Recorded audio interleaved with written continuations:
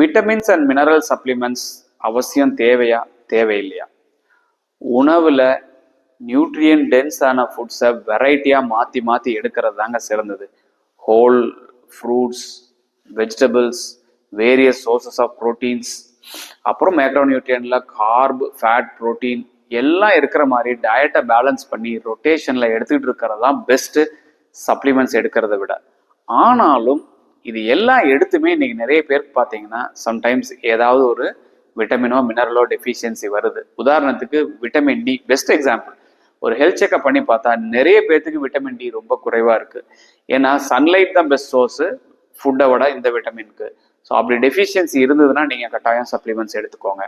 Second example B12. B12 பார்த்தீங்கன்னா நிறைய பேருக்கு பர்டிகுலர்லி வெஜிடேரியன் மாதிரி இருக்கவங்களுக்கு குறைவாக இருக்குது.